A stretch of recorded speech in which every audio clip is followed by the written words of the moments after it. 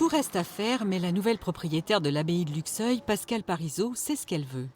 C'est beau, hein? Ici, dans 2 ans, il y aura l'accueil des groupes venus en séminaire, salle de travail, chambre, restaurant.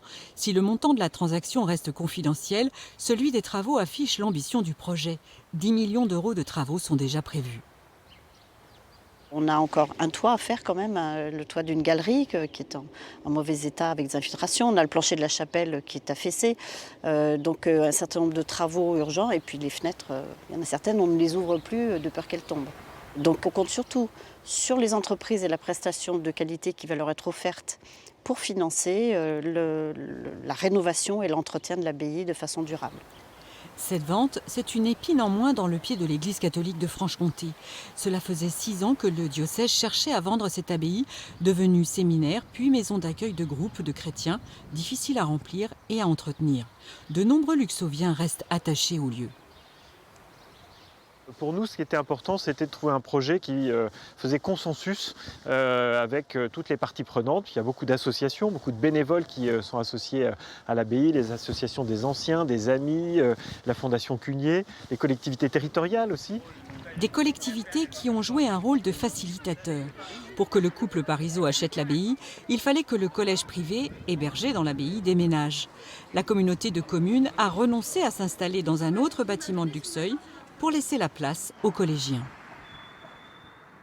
Il y a eu tout un tas de tractations, de discussions compliquées. Ça a créé quelques tensions, parfois même au sein de l'équipe municipale ou au sein du conseil communautaire. Mais tout le monde vraiment s'est accordé à dire qu'il ne fallait pas laisser passer cette opportunité de rachat par les Parisot de l'abbaye. Donc on a trouvé le mécanisme pour prendre cette belle décision à l'été dernier qui a permis à l'acte de cession d'aller jusqu'au bout.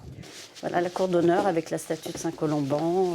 Ces 8000 m² en plein cœur de Luxeuil sont chargés d'histoire. Celle de Saint-Colomban, le moine fondateur de l'abbaye il y a 14 siècles. On va refaire le statue va socle. bien rester bien trônée sûr. dans cette cour d'honneur.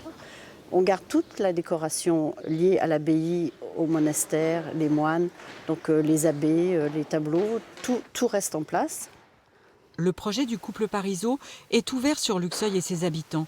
Ils veulent travailler avec eux et préserver l'âme du lieu.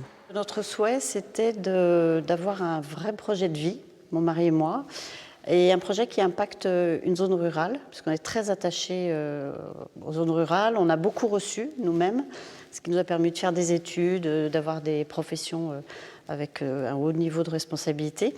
Et en fait, c'est un peu aussi la volonté de rendre aux zones rurales ce qu'elles nous ont apporté.